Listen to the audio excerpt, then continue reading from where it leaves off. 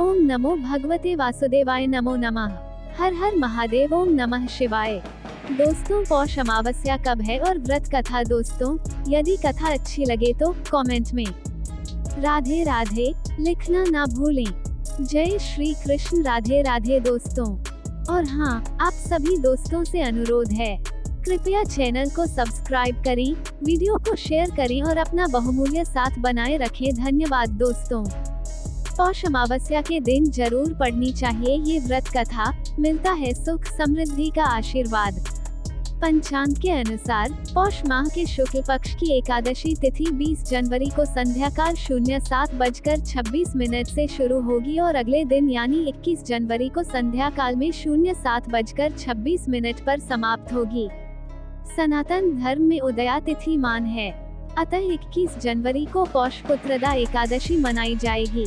साधक 22 जनवरी को सुबह 07:14 से लेकर 09:21 के मध्य पूजा पाठ कर पारण कर सकते हैं।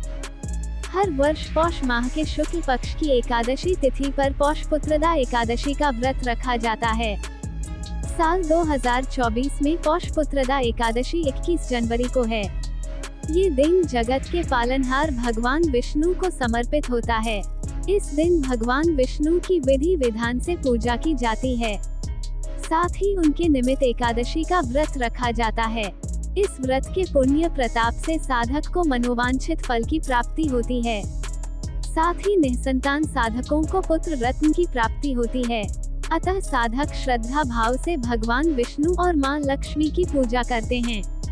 आइए पौष पुत्रदा एकादशी की तिथि, शुभ मुहूर्त एवं पूजा विधि जानते हैं। साधक पौष पुत्रदा एकादशी तिथि पर ब्रह्म बेला में उठकर सबसे पहले भगवान विष्णु को प्रणाम करें। दैनिक कार्यों से निवृत्त होने के बाद गंगाजल युक्त पानी से स्नान ध्यान करें। इस समय आचमन कर व्रत संकल्प लें और पीले रंग का नवीन वस्त्र धारण करें। अब सबसे पहले भगवान भास्कर यानी सूर्य देव को जल का अर्घ्य दें। इसके पश्चात पंचोपचार कर विधि विधान से भगवान विष्णु और मां लक्ष्मी की पूजा करें। भगवान विष्णु को पीला रंग अति प्रिय है, अतः पीले रंग का फूल, फल और मिष्ठान अर्पित करें। पूजा के समय विष्णु चालीसा का पाठ करें। अंत में आरती कर सुख समृद्धि, पुत्र प्राप्ति, निःसंतान साधक और धन वृद्धि की कामना करें। दिन भर उपवास रखें। संध्याकाल में आरती कर फलाहार करें। एकादशी तिथि पर जागरण करने का विधान है, अतः रात्रि में कम से कम 1 प्रहर तक विष्णु जी का ध्यान अवश्य करें। अगले दिन स्नान ध्यान कर पूजा पाठ करें। कथा के अनुसार एक गरीब ब्राह्मण की सुंदर, गुणवान और संस्कारी बेटी थी, लेकिन उसका विवाह नहीं हो पा रहा था। एक दिन गरीब ब्राह्मण के घर पर एक साधु आए और उनकी सेवा से प्रसन्न होकर आशीर्वाद दिया। फिर उन साधुओं ने उस कन्या को विवाह के लिए उपाय बताते हुए कहा कि यहाँ से कुछ दूरी पर एक परिवार रहता है।